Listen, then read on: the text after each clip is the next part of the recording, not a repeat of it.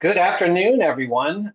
Thank you for joining us. My name is Steve Church, and I'm the Associate Vice President of the Center for Policy and Practice here at ACCT. And today we want to talk to you about a very important topic. So we're going to be presenting our webinar from data to action, student well-being, financial stability, and success indicators across the community college landscape. Um, so this is going to give us more insight into who our students are on our campuses, what barriers they are facing, and a way you can get some detailed information specific to your campus so you can work on solutions to help your students succeed.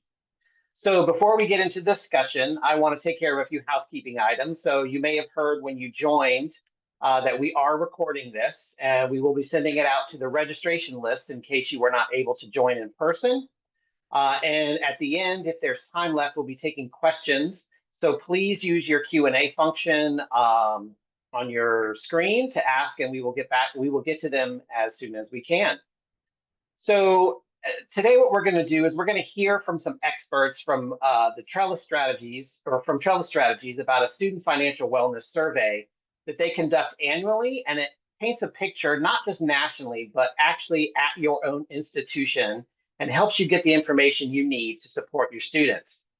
And to help contextualize this and learn a little bit more about how the data can be used, we're going to hear from a community college president and learn how he has leveraged this information at his institution. So we're going to hear from an on-the-ground expert in the implementation of this data that you're able to gather. And so just to kind of take a step back, we know that all community college students are balancing multiple priorities, such as jobs, such as families, and then their schoolwork on top of that. And not only are they balancing all these priorities, but they're also faced with multiple barriers, such as transportation, potential food insecurity, childcare needs, and then financial hardships. And so we know often the case of that students aren't performing well is not necessarily the academic rigor of the programs. It's actually the surrounding challenges of life that can impact persistence and completion and prevent them from reaching their academic goals. I think one of the challenges that institutions face is, it's the old thing, I don't know how to help you if you don't talk to me. So we don't know how to help our students unless we are aware of what issues they are facing. And so, that is where this good data makes a real impact. And I think good data, it's been particularly highlighted recently, but it continues to be an important component when it comes to supporting community college students. One challenge, though, is that not all institutions have the capacity to do comprehensive research and data collection into their own institutions. They may not capture all of the student groups. There's a lot that goes into it. And so it's really helpful to have other resources that can fill in the gaps, like you're going to hear about in just a minute. And the other piece is that quality and reliability of federal data is not always consistent. So it's helpful to have multiple sources you can draw on to really get down to the nuts and bolts of what's happening on your campus, know who your students are, and then figure out ways to help them. And another piece of this data collection is that not only does it help institutions, but it helps organizations such as ACCT. So my role at the center is to help design projects that solve problems for community colleges. And so what we have learned through some of our projects is that, if there's a way we can sort of head off some of these issues and create solutions on the front end for some of our projects when we're designing them, it helps us create better projects that are more successful.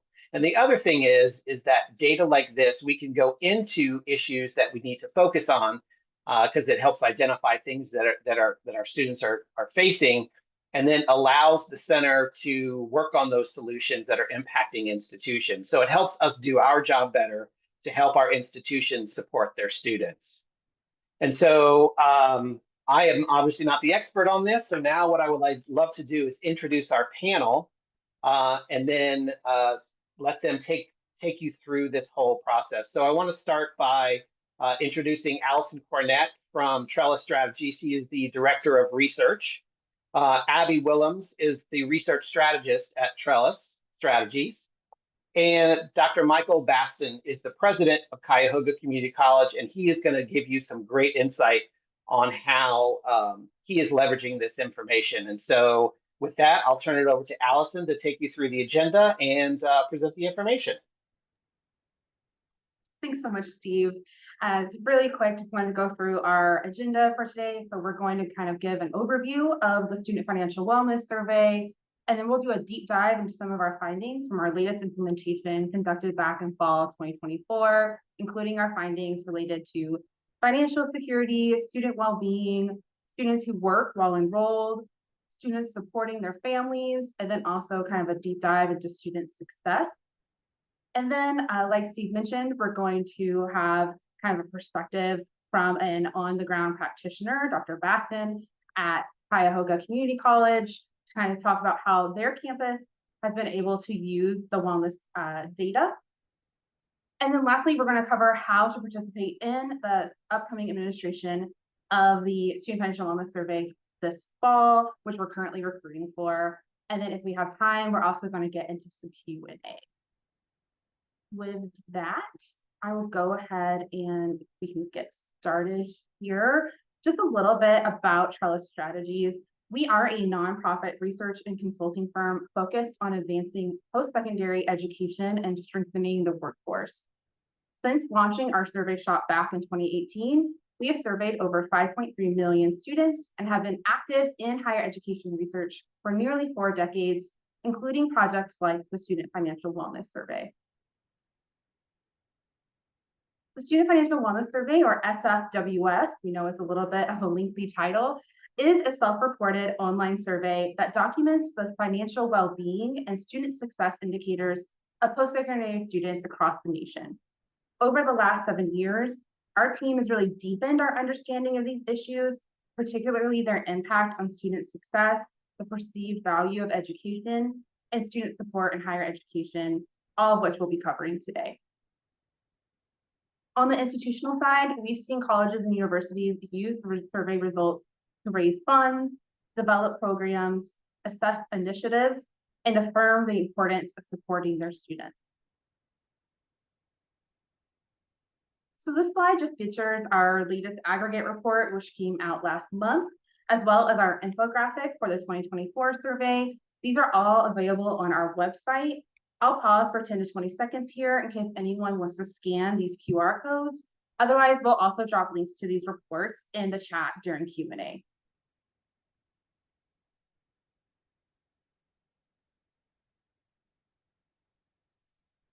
Okay, and before we kind of dive into the findings, I always like to give a quick snapshot on our metrics for the last administration.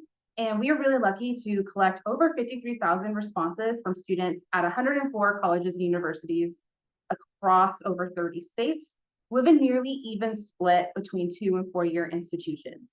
This includes nearly 27,000 students attending 2-year colleges, which we'll be focusing on in today's presentation.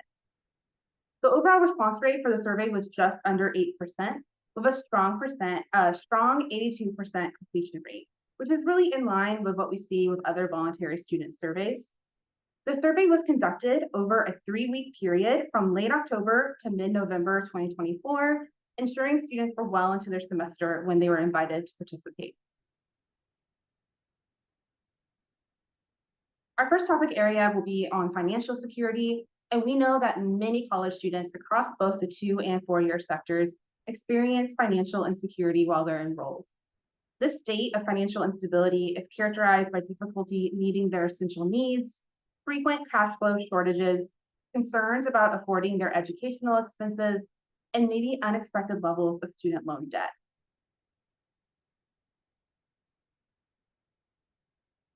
So this translates into how our 2-year students are paying for college. In addition to financial aid, students rely on multiple sources to fund their education. And when we look at the data, many of these self-reported sources are as expected, including the relatively high utilization of grants, scholarships, and current employment or personal savings over here in the self-help category.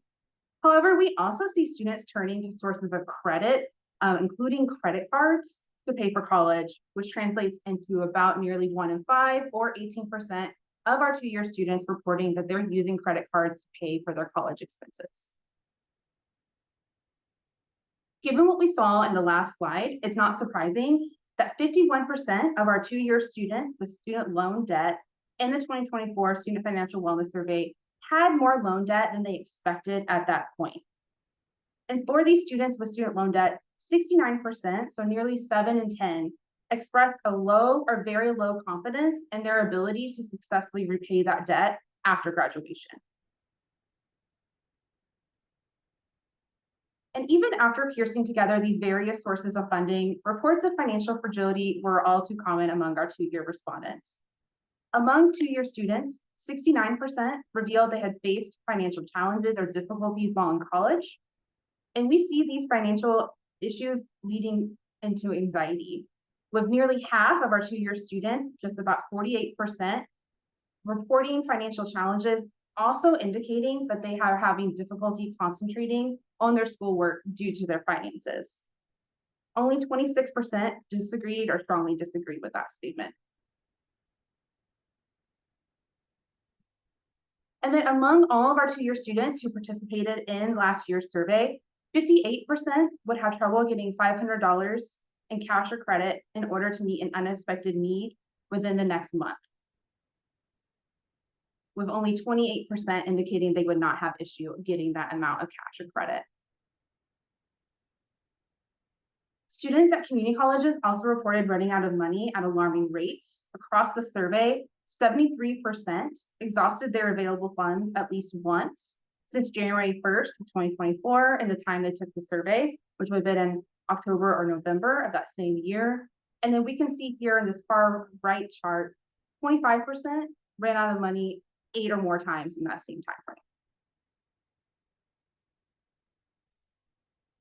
To help manage some of these financial burdens, some respondents in the 2024 SFWS turned to public assistance programs, including food assistance, such as SNAP, and medical assistance like Medicaid or CHIP. You can see that here in this chart. It was a little less common for students to report using utility assistance, housing assistance, or childcare assistance, all at 5% or lower. We also saw others turn to sources of credit to deal with their cash flow shortages. 57% of our two-year respondents reported using a credit card at some point during 2024, which of course in itself is not a financially risky behavior. But we did see 89% of those credit card users had to use a credit card to pay for their basic necessities, such as food, transportation, or housing.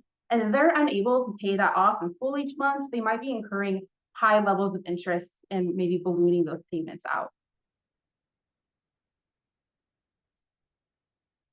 So with finances being one of the top reasons that we see in our research and across the country for students stopping out of college without their degree or credential, it's really critical that institutions provide support services that help to address these issues and that students feel seen and understood when they're on campus. In the 2024 SFWS, students were asked how their institution supported them as they navigated their finances. Overall, 64% of two-year students said that their school had the support services to help them address their financial situation. And this is more common among two-year students than our four-year students by a 10 percentage points. Only 54% of our four-year students agreed with the same statement. However, across both sectors, we saw only 40% of our two-year students felt that their school was aware of their financial situation. And that's a really important distinction to make here. All of these financial pressures and difficulties can lead to basic needs insecurity, which is reported by many students at both 2- and 4-year colleges. Basic needs insecurity is characterized as a persistent lack of access to resources necessary for maintaining health and well-being. That can include access to nutritious, desirable food, stable housing, childcare, reliable and timely transportation, and access to mental health and healthcare services. Students who experience basic needs insecurity may also see negative repercussions to their academic performance, their mental health, and their overall well-being. So in this section of the presentation, we'll cover some of our findings related to food insecurity, housing insecurity, and mental health. Food insecurity is the limited or uncertain access to nutritious and adequate food, and unfortunately, it is widespread in post-secondary settings.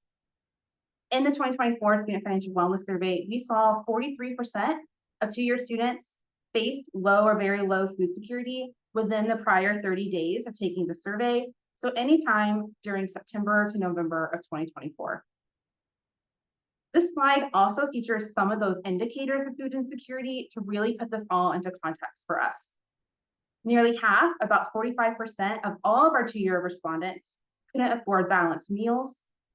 39% bought food that didn't last but had no money to get more. A third cut the size of their meals because there wasn't enough money for more food. 32% ate less than they felt they should because of a lack of money. And 26% were hungry but did not eat because there wasn't enough food. And these statistics clearly illustrate the critical need for interventions and support services to address food insecurity among our college students, like food pantries. And despite 43% of our two-year students experiencing low or very low food security, we can see in this top chart, only 19% have visited a food pantry either on or off campus during that same time frame, from January 1st, 2024 to the time that they took the survey. And beyond relatively low utilization, awareness of food pantries is another significant issue that we see highlighted in our data. Among students attending two-year institutions with this resource, 49% were unaware that their schools offered one or more pantries, and this could either indicate gaps in communication and outreach that are really leaving many students in need unaware of available supports through their college. Housing insecurity, which is defined as lacking stable, safe, and affordable housing, is another serious threat to academic success, persistence, and retention. In the 2024 Student Financial Wellness Survey, we saw 46% of two-year students report experiencing housing insecurity in the prior 12 months. And the most extreme form of housing insecurity, which is homelessness, can include experiences like couch surfing, being thrown out of your home, staying in a shelter, or not knowing you're going to sleep at night. And overall, we saw 16% of two-year students identify as homeless or were unhoused at the time of the survey or since they started college. So this slide lists some more of those indicators of housing insecurity, just like what we saw with food insecurity, to really help us better understand these findings. And we saw 29% had difficulty paying the full amount of utilities bill, 26% had difficulty paying for their rent or mortgage, 17% moved in with others due to financial issues, and then 12% either did not pay the full amount of their rent or mortgage, or were living beyond the expected capacity of their dwelling, which can be a serious physical and fire safety risk. And then in total, we saw 59% of two-year respondents in 2024 had experienced some combination of food insecurity, housing insecurity, or homelessness. Nearly a third, just under a third, 31%, were both food and housing insecure in 2024. And then I think most troubling here, 11% of our two-year students had experienced all three conditions. So they were food insecure and housing insecure and probably unhoused at the time of the survey. And we see certain groups of students, including first-generation students, students who have experienced foster care or former foster youth, and then also students of color are more likely to be disproportionately impacted by basic needs insecurity while in college in the United States. In 2024, we saw pronounced rates of basic needs insecurity among students who had experienced foster care, Black students, and we actually saw 83% of our former foster youth report basic needs insecurity through their responses to the survey. And switching to our next focus area of student well-being, which is mental health. And we all know that positive mental health is fundamental to the success, wellness, and overall satisfaction of college students. Despite its critical role in persistence, completion, and attainment of credentials of value, college students report poor mental health at high rates. To better understand this mental health landscape among college students, the wellness survey employs two validated scales to assess the prevalence of major depressive disorder through the PHQ-2 and generalized anxiety disorder through the GAD-2. We also include questions about loneliness and awareness of available mental health counseling services if those are available on campus. And this analysis revealed that 34% of two-year respondents experienced symptoms of major depressive disorder, and 44% exhibited signs of generalized anxiety disorder, which is the most common mental health challenge among college students generally. And then I really like getting into kind of the indicators and what these numbers actually represent. So here's our last slide with these types of indicators on them. And it really represents the frequency of students indicating their depressed mood or anxiety at least once in the prior 14 days. And we can see that 68% had little interest or pleasure in doing things at least once in the last few weeks. 63% felt down, depressed, or hopeless at least once in that same time frame. And we also see that reports of anxiety were even more common, with 79% unable to control their worrying and 71% feeling nervous, anxious, or on edge. And when we look at reports of anxiety, around 1 in 5, just about 19% of our two-year students felt this anxious nearly every single day in that same time frame.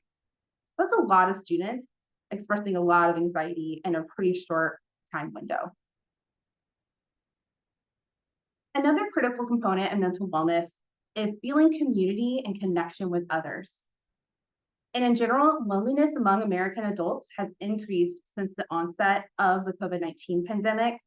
Approximately 36% of all Americans, including 61% of young adults aged 18 to 25, feel lonely frequently, almost all the time, or all the time. And our 2024 student financial wellness results demonstrates that this loneliness epidemic does extend to our college students. 57% of our two-year respondents indicated that they feel lonely always at 13%, or sometimes at 45%. Only 16% of our two-year respondents, so of those 27,000 students, only 16% reported that they never feel lonely. Research suggests that elevated levels of loneliness, like we're seeing with these 57% of students, are strongly associated with heightened psychological distress, and lonely individuals are more than 4 times as likely to experience suicidal thoughts than their non-lonely peers. Colleges and universities can promote positive mental health and reduce loneliness among students by fostering social connection, developing or enhancing low-cost or no-charge counseling and support services, and creating supportive, inclusive environments for their students. So we're really excited to see that nearly all, so 96% of our participating two-year institutions in the 2024 Student Financial Wellness Survey offered mental health or counseling services to their students. However, we can see in this chart here that 37% of respondents at these institutions, just the ones that offered those mental health services, 37% were either unaware of these resources or indicated incorrectly that their institution did not offer this type of resource to them. So that just highlights another opportunity, like we saw with food pantries, for improved communication and outreach efforts to ensure that all students know about available resources to them. And with that, I will pass it over to Abby to cover our findings about students who work. Thanks, Allison. One thing that we really focus on the survey are different student personas. So lots of students, I would say even the majority of our students, have other priorities in their lives in addition to just being a college student that can pull their time away from academics. And a really big one for a lot of students is working while they are enrolled.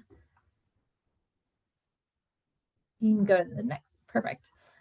So we see that about 2/3 of respondents said that they are working for pay while they are enrolled in college.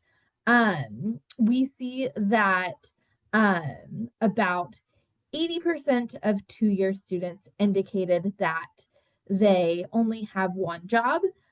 We did notice a difference here between community college students and students at four-year colleges, that students at four-year colleges did tend to have more jobs. And so that's something that we thought was interesting. And that is just of students who said that they were working while they are enrolled. And students who are working are putting in a lot of work hours. So almost half of students who indicated that they are working indicated that they're working 40 or more hours per week working for pay.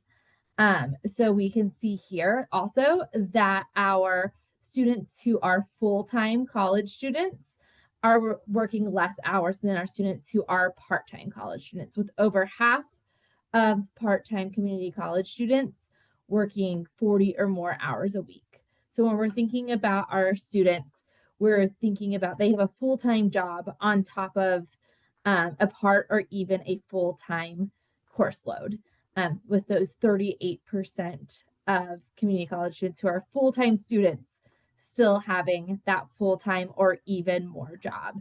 So really thinking about what those students have on their plate in comparison to their peers who either aren't working or are working at a more part-time level. And another way we think about this is in the student persona of how the student actually sees themselves. So 45% of two-year students who were working considered themselves to be workers who go to school rather than students who work. So this means that these students are seeing themselves first as a worker rather than first as a student. This is another big area where we see a difference between community college students and four-year college students, with 26% of four-year students identifying as workers who go to school compared to this 45% at the two-year level.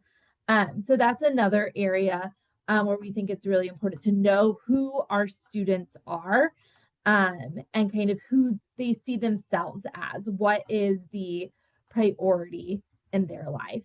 And that can be because of the necessity to work. It can also be being an older student who has been working. So there's lots of reasons why they could have this persona, but it is something that we think is really important to consider when we're understanding our students, especially at the community college level.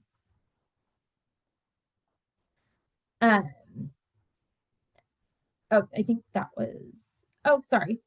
I had a different slide. So during the school year, about how many hours do you spend in a typical 7-day working for pay? Once again, we see that 68% of our students who identify first as workers are working 40 or more hours a week. So part of that's going to be that that persona comes from the time they are putting in working. If you spend a good portion of your days working, you're going to consider yourself a worker. And then our students who consider themselves to be students first are working less hours. They're more likely to be working 20 or fewer hours, or in this part-time area of 20 to 39 hours. We also see my job, or my jobs, plural, interfere with my ability to engage in extracurricular activities or social activities at my school. And we see that those who identify as workers are more likely to agree or strongly agree with that statement. So these students are more likely to be less connected to their college, to their student body, which could lead to where we're seeing not having the awareness of things like the food pantry or the mental health services. So when you're less connected, you may also be less connected to those resources that are really important as a lifeline to our students. And next, we're going to look at supporting families. So another persona in addition to students who are working are students who are parenting or supporting other family members. And we often see these personas go together as well, that most of our parenting students are also working students as well. So we start to see multiple personas and therefore priorities that can be ahead for students to their schoolwork. And we see that respondents who see themselves as workers going to school rather than students who work are more likely to report providing financial support to their family members. And we see this financial support in all types of family members. So obviously here we see that over a third of students who are workers are providing that support to a child or children.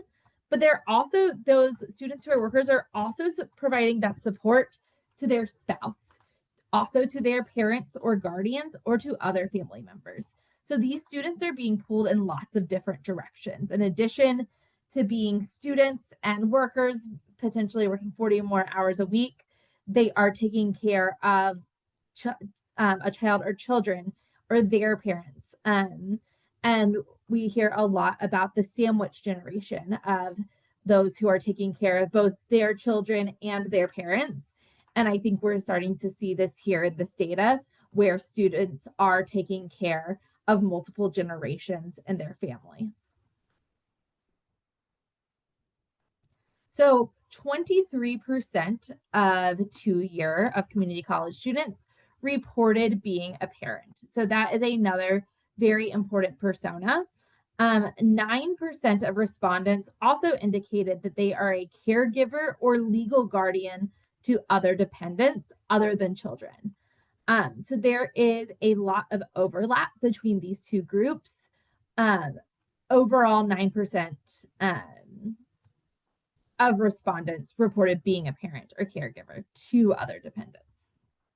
So student parents, on average, they look pretty different from their non-parenting counterparts in a lot of ways. Parenting students are more financially insecure and struggle with both food and housing insecurity at higher rates than their non-parenting peers. Parenting students are also more likely to be first-generation students and more likely to be attending only online or remote classes, which can have implications for their sense of belonging and overall college experience. Once again, connecting back to those on-campus resources, such as the food pantry, counseling services, or other student services, they not having that on-campus connection may make it harder to access those resources or even know about those resources. And then student parents, like working students, are already experiencing some amount of time poverty, and these financial and social barriers can further complicate their path to a credential. So finding ways to really support these students is critical to ensuring that they are able to complete that credential or degree. And then looking at the importance of childcare for our parenting students or for students who are taking care of children in other capacities as a guardian. We asked parenting students who answer that they have children or dependents, if they were to lose access to their current childcare arrangements, what would happen to them? So they often indicated that they would need to take fewer classes or drop classes, have less time to focus on studying and academics, be likely to get worse grades. Some might even consider bringing their child or children to campus or be less likely to enroll in future semesters. So here we see that oftentimes the child care situations of students are precarious, and knowing that students would lose that childcare access would mean that they wouldn't be able to be successful in their courses, have less time to study. So really thinking about ways that the college can support parents in having, finding, and keeping childcare is a really critical for student parents. Even with all of this, most of our students do see their education as worth the investment. So next, we're going to look at student success. So we've talked about this already, but students are juggling these multiple personas and multiple responsibilities. So working, providing care for dependents, and unreliable transportation can create significant time barriers that are impeding students' academic progress.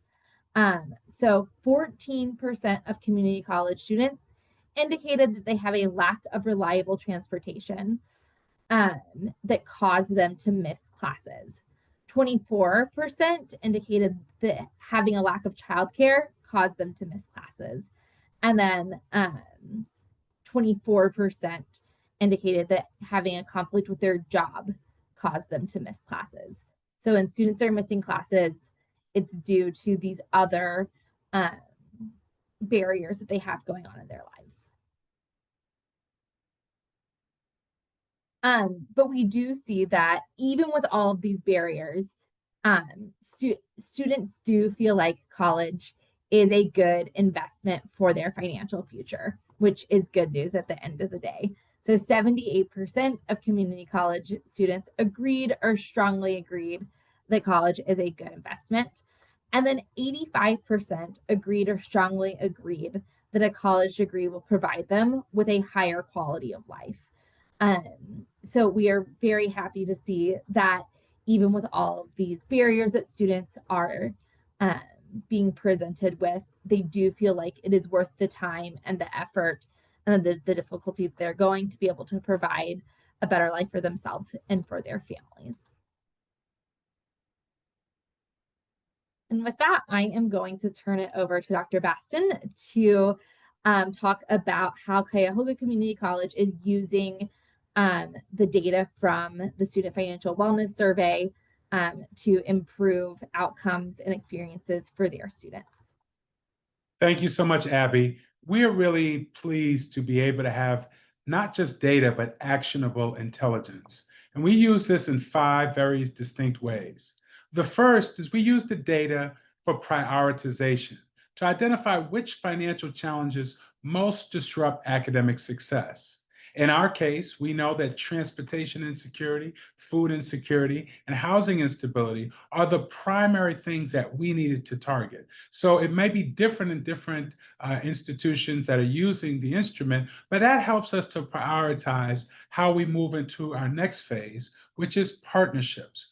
What partnerships have to be strengthened to address some of these challenges? For us, we have partnered with the Greater Cleveland Regional Transit Authority to actually work on better, more innovative scheduling for transportation purposes, safer routes, and alternative options such as microtransit and emergency transportation funding. So these kinds of things with our University Pass allow us to develop the kind of partnerships that address those issues that we have prioritized. The third is personalization.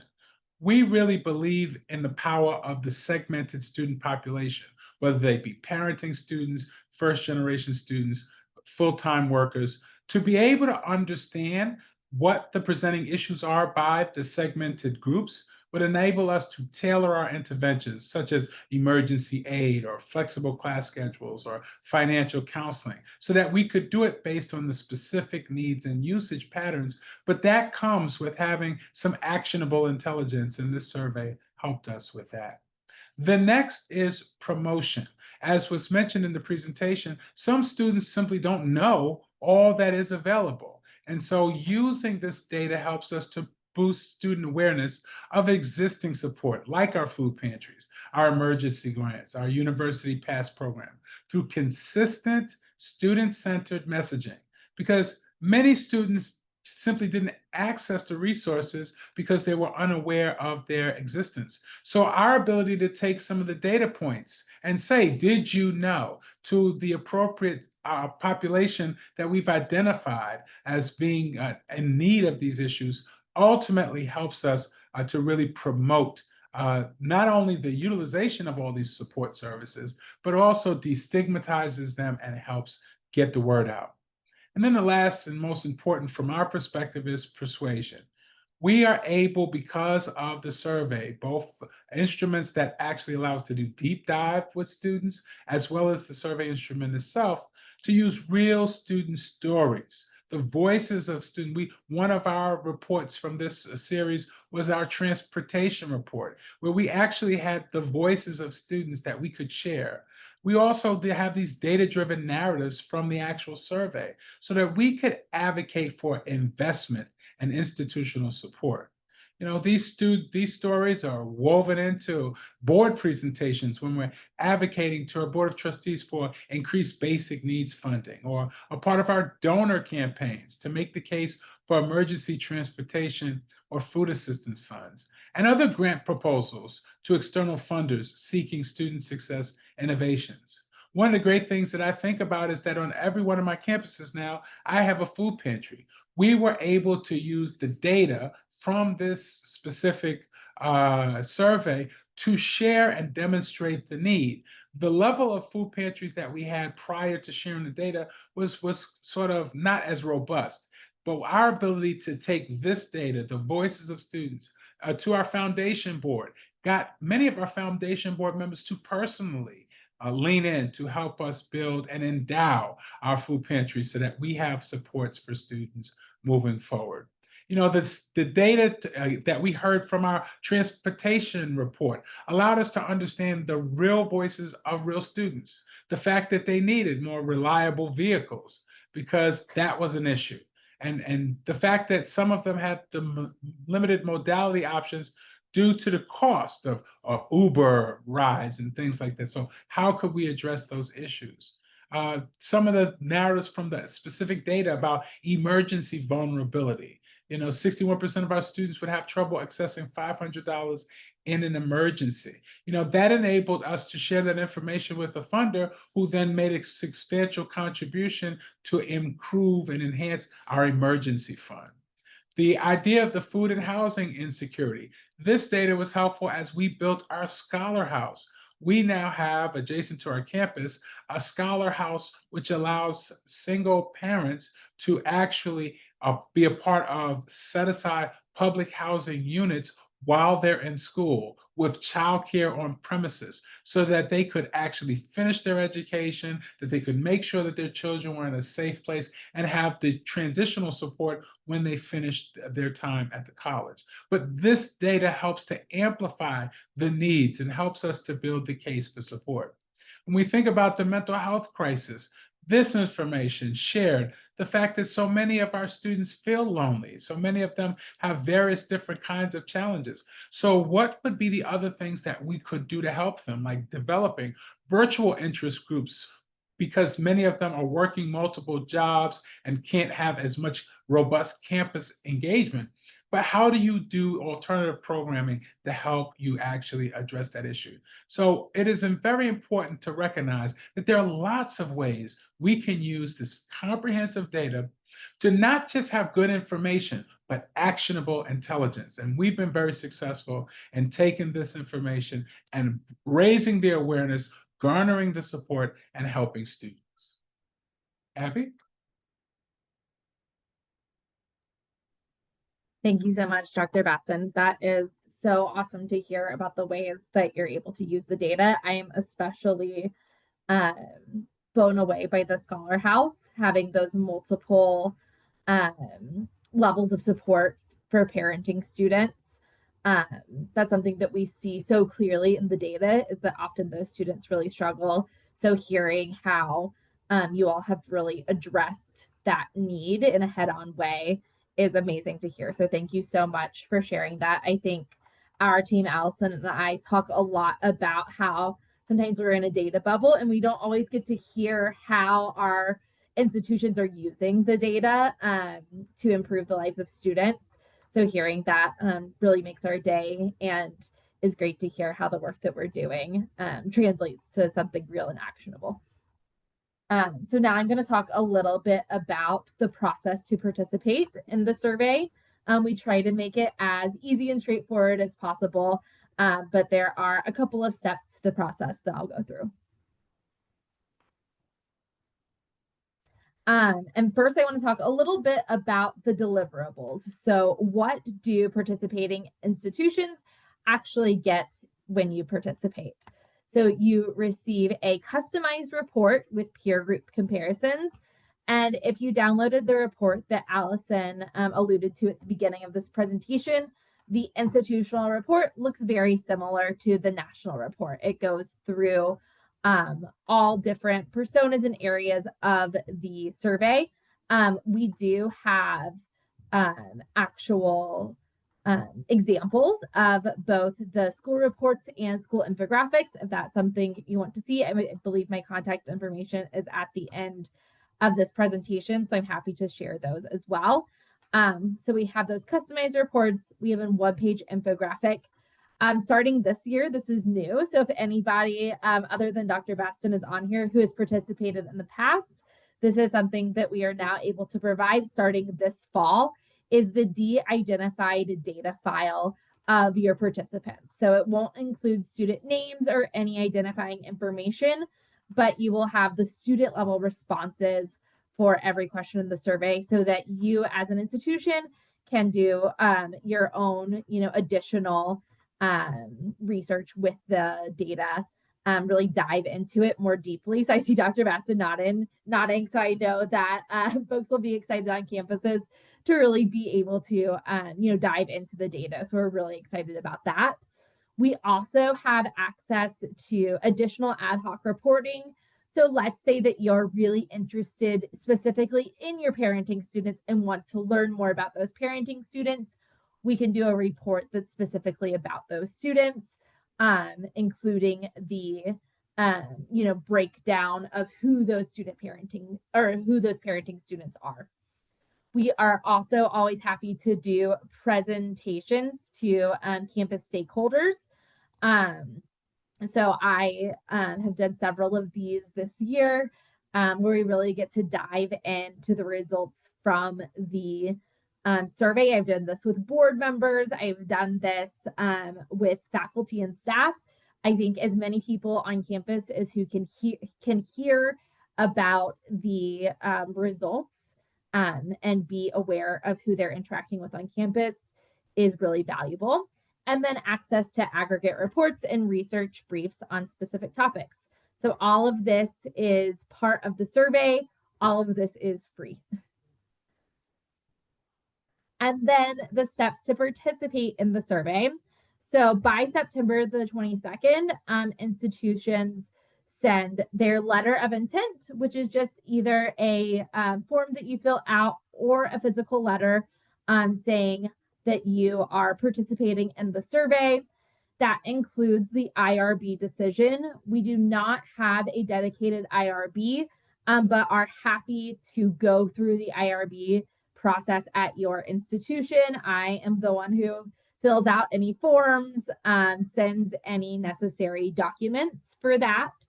And not all institutions do require going through IRB. Many institutions waive it, but we are happy to go through that process if that's something your institution needs or requires.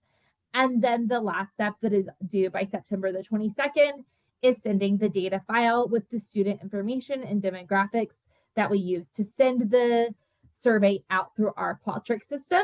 And that we try to make that really low lift on your end so that all of the survey invitations and reminders come directly out from us so that you aren't the ones having to hound students throughout the survey. You are welcome to hound your students. We will send you a non-responder file one time throughout the survey. Sometimes we have schools who want it like 2 or 3 or 4 times so they can really target those students. But we work with you to get it to students in the best way that makes sense for your population. And that survey is administered starting in late October. We ask that you send the heads up to your students the week before the survey launches, and the survey will launch to our 2-year institutions on October the 20th. and the survey closes on November 11th this year.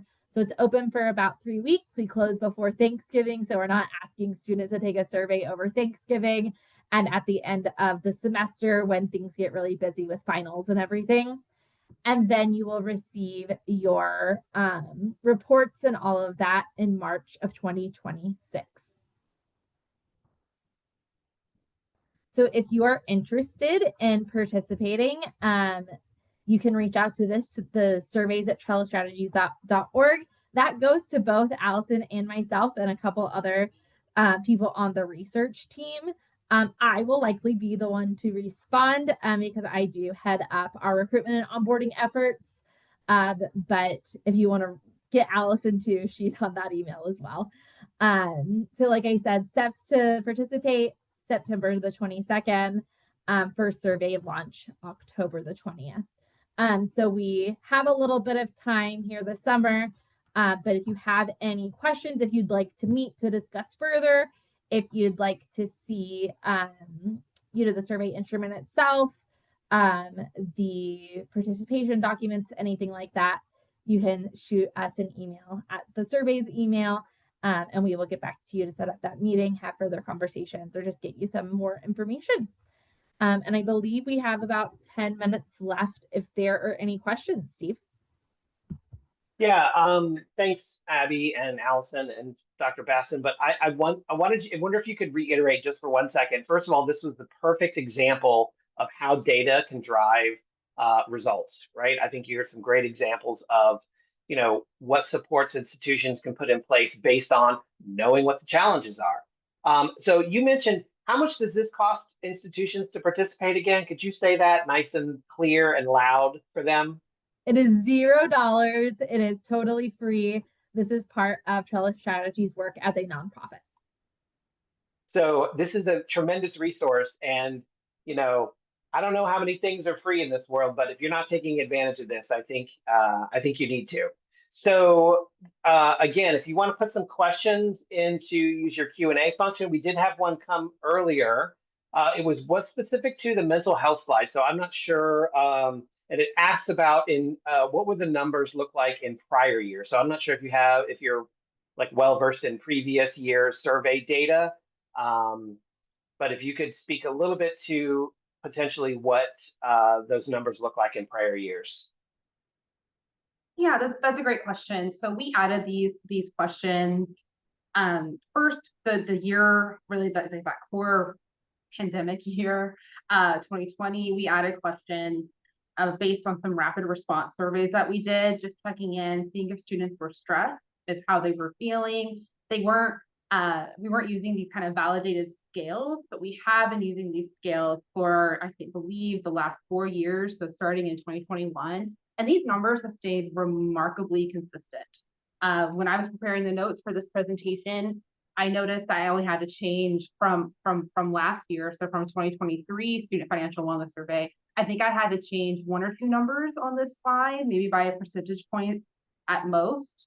And we do see about a third of our students year over year report symptoms of major depressive disorder, and around 2 in 5 report indicators of generalized anxiety disorder. And we do see this kind of rise and fall with certain groups. Certain groups are more likely. We see student parents are less likely to indicate mental health challenges, while students who experience foster care, LGBTQIA+ students, and then other groups of students are more likely to indicate these mental health challenges.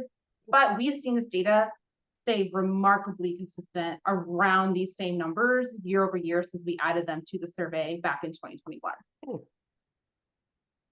No, that's interesting. Thanks for sharing. So we have another question, and this may be something for the IRB, but can students be required to do this as part of a class assignment?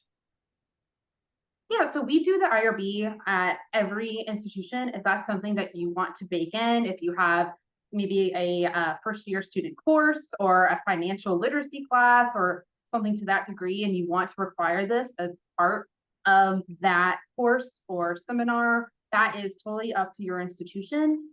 We would just need to, iterate that in the IRB and make sure that that was kind of acceptable to the IRB board at that institution, but we have no parameters around that from our end. So that's good And to know, because I know a challenge is. Oh, I was just going to add that the questions, other than consenting to participate in the survey, are all optional. So students, if there's anything they're uncomfortable answering, can always skip a question. And so I think that's important also in thinking about some of these more sensitive questions and taking it in a class setting, that they can always skip something they're uncomfortable with. Yeah, absolutely. No, that's very helpful, because I know that one of the challenges, particularly with college students, is survey response. So baking it into a course might not be a bad idea. Do we have And any on other that, questions? Oh, go ahead. I was just Sorry. going to add, unless you have another question, but I was going to add to the survey response is that we do have some survey-wide incentives. I believe we have $50 gift cards that go out to all participants in the survey. We do encourage institutions to offer their own incentive in addition to that. And that can be something as small as like a school swag bag, or like dining dollars, something like that, all the way up to we've seen small scholarships raffled off. So whatever is available to your institution works, but we see schools that do provide an incentive, their response rates tend to be about 2 to 3% points higher than other institutions. And we think that's just because it shows the student that the institution is really bought into the survey, really interested in the survey. And the average response rate is about 9 to 10% over the whole survey, just so folks know. Yeah, no, that's actually a really good tactic. I don't see any other questions coming in at this point, so I would like to. Our contact information is actually on the next slide, and I wanted to thank, or I'm sorry, that slide. I wanted to thank our panelists today, and thank the Trellis Strategies group for putting together this fantastic presentation and making everyone aware of this tremendous resource. And Dr. Baston, thank you so much for sharing your perspective. It was really helpful to kind of hear how this data can be implemented at your institution to support our students. So we will be sending out a recording link along with the slide deck that was asked earlier to the people who registered. And if you have any questions, you have our contact information. And thank you again for joining us, and have a great rest of the week. Great to be with.